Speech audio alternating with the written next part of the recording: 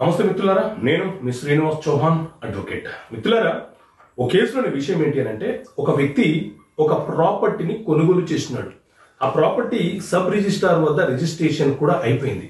అయితే అమ్మిన వ్యక్తి, నేను కొంత అత్యవసరం వల్ల అమ్మాను, రిజిస్ట్రేషన్ చేశాను, అది 90 రోజుల లోపు నేను క్యాన్సిల్ చేసుకునే వెసులుబాటు నాకుంది, నీ డబ్బులు నీకు ఇచ్చేసి నేను క్యాన్సిల్ చేసుకుంటానని భయపెట్టిస్తున్నాడు.